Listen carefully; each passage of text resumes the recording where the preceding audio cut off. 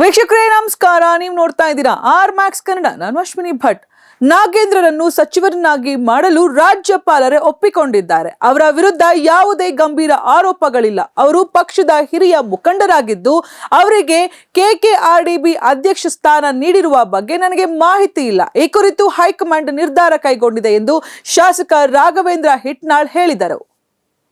ಇನ್ನು ಕೊಪ್ಪಳ ನಗರಾಭಿವೃದ್ಧಿ ಪ್ರಾಧಿಕಾರದಲ್ಲಿ ಹಣ ದುರ್ಬಳಕೆ ಪ್ರಕರಣದ ಕುರಿತು ಮಾತನಾಡಿದ ಅವರು, ಈ ಪ್ರಕರಣ ಬಿಜೆಪಿ ಆಡಳಿತದ ಅವಧಿಯಲ್ಲಿ ನಡೆದಿತ್ತು ಎಂದು ಆರೋಪಿಸಿದರು. ಪ್ರಕರಣದಲ್ಲಿ ತಪ್ಪಿತಸ್ಥರಿಂದ ಹಣ ವಸೂಲಿ ಮಾಡಲಾಗುವುದು, ಅಗತ್ಯವಿದ್ದರೆ ಅವರ ಆಸ್ತಿಯನ್ನ ಜಪ್ತಿ ಮಾಡಿಯಾದರೂ ಹಣವನ್ನ ವಾಪಸ್ ಪಡೆಯಲಾಗುವುದು ಎಂದರು. ಫಲಾನುಭವಿಗಳಿಂದ ಬಂದ ಹಣವನ್ನು ಕೆಲವರು ತಮ್ಮ ಖಾತೆಗೆ ಹಾಕಿಕೊಂಡಿದ್ದಾರೆ. ಈ ಸಂಬಂಧ ಪ್ರಕರಣ ದಾಖಲಾಗಿದ್ದು ಇದೀಗ ಹಣದ ರಿಕವರಿ ಪ್ರಕ್ರಿಯೆ ನಡೆಯುತ್ತಿದೆ. ಈ ಪ್ರಕರಣದಲ್ಲಿ ಶಾಸಕರಾಗ್ಲಿ ಸಚಿವರಾಗ್ಲಿ ಯಾವುದೇ ಕೈವಾಡವಿಲ್ಲ.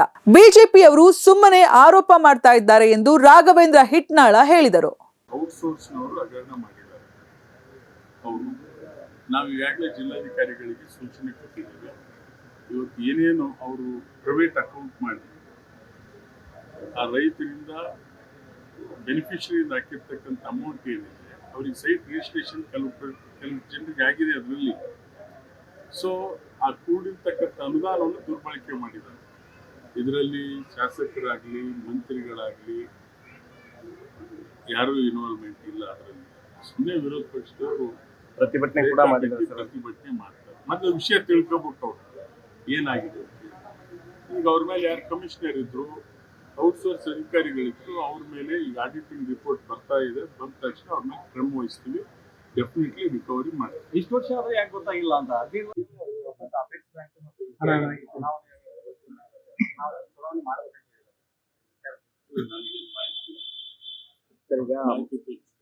ಲಾಸ್ಟ್ ಮಳೆ ಆಗಿತ್ತು, ನಿಮ್ಗೆ ತಾವು ಕೂಡ ವಿಸಿಟ್ ಮಾಡಿದ್ರಿ.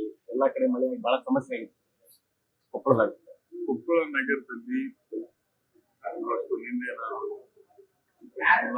ಸ್ಪಾಟ್ ವಿಸಿಟ್ ಮಾಡಿದ ಸಂದರ್ಭದಲ್ಲಿ ನಮ್ಮ ಜನ ಡ್ರೈನೇಜ್ ಜಾಮ್ ಮಾಡಿ ಎನ್ಕ್ರೋಚ್ಮೆಂಟ್ ಮಾಡಿರ್ತಕ್ಕಂಥದ್ದು ನಾವು ನಿನ್ನೆ ಕಂಡಿದ್ದೇವೆ.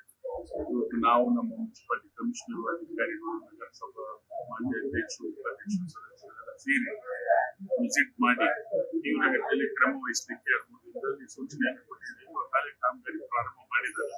ಈಗ ಬಿಜೆಪಿ ಅವರು ಸದನದ ಒಳಗ ಹೊರಗೆ ನಾಗೇಂದ್ರ ಅವರು ರಾಜೀನಾಮೆ ಕೊಡ್ಬೇಕಂತ ಹೇಳಿ ಬಹಳ ಹೋರಾಟ ಮಾಡಕ್ಕೆ.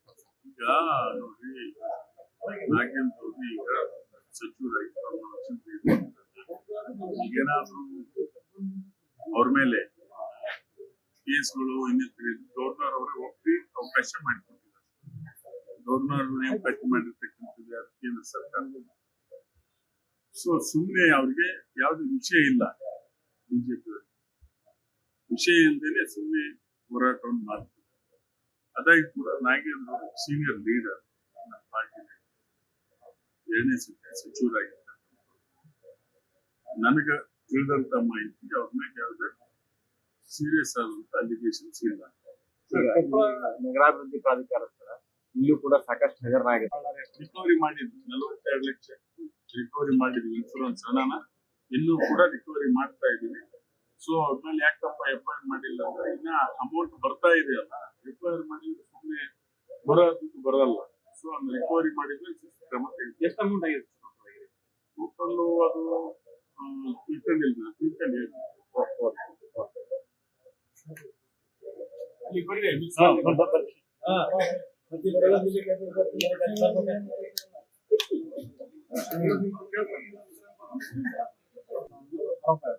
ಹದಿನೈದು ವರ್ಷ ಅಲ್ಲ, ಹಿಂದಿನ ಬಿಜೆಪಿ ಸರ್ಕಾರದಲ್ಲಿ ಕಮಿಷನರ್ ಅವರು ಬಂದ್ರು. ಆ ಬಂದ ಸಂದರ್ಭದಲ್ಲಿ ಅಲ್ಲಿ ಬಾಡಿ ಇರಲಿಲ್ಲ. ಹಾಗಾಗಿ ಅವರು ಮಿಸ್ಅಪ್ರೋಪ್ರಿಯೇಷನ್ ಮಾಡಿದ್ದಾರೆ. ಸೊ ಅವ್ರ ಮೇಲೆ ಸಿವಿಲ್ ಕ್ರಮ ಆಗ್ತದೆ. ಅವ್ರು ಡೆಫಿನೆಟ್ಲಿ ಅವರ ಆಸ್ತಿ ಇರ್ಬೋದು, ಹಣ ಇರ್ಬೋದು, ಮುಜುಗಲಕ್ಕೆ ಅವ್ರು ದೇಶ ಮಾಡ್ತಾರೆ.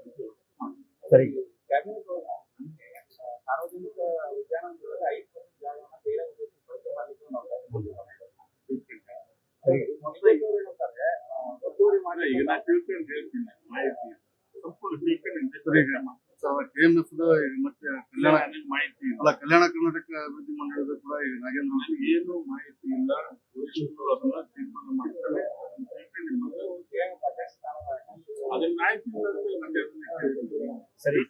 ಈಗ ಗದಗ ಸಮಾಜ ಕಲ್ಯಾಣ ಇಲಾಖೆಯಲ್ಲಿ ಊಟ ಇಲ್ಲ ಸರ್, ತರಕಾರಿ ಇಲ್ಲ, ಏನಿಲ್ಲ. ಅಲ್ಲಿ ಹುಡುಗ ಸಿಬ್ಬಂದಿಗಳೇ ದುಡ್ಡು ಹಾಕಿದ್ದಾರೆ. ಅವ್ರು ಅದನ್ನ ನಾಳೆ ವಿಸಿಟ್ ಮಾಡಿಸ್ತೀವಿ, ಕ್ರಮ ವಹಿಸಕ್ಕೆ. ಈಗ ಕೊಡ್ಬೇಕು ಊಟ, ಸರ್ಕಾರ ನಮ್ಮ ಉದ್ದೇಶ ಕೊಡ್ತಾರೆ, ಬಡ ಮಕ್ಕಳಿಗೆ ಊಟ ಕೊಡ್ತದ್ರಲ್ಲಿ ಈಗಲೇ ನಾನು ತಕ್ಷಣ ಫೋನ್ ಮಾಡ್ತೀನಿ, ಅಧಿಕಾರಿಗಳು ವಿಸಿಟ್ ಮಾಡಿಸ್ತೀನಿ. ಸಾಧ್ಯ ನಾನು ವಿಸಿಟ್ ಮಾಡ್ತೀನಿ. ವಾರ್ಡನ್ ಕೂಡ ಬಂದಿಲ್ಲ ಸರ್, 3 ತಿಂಗಳಾಯ್ತು ಅಲ್ಲಿ. ನಾಳೆ ನಮ್ಮ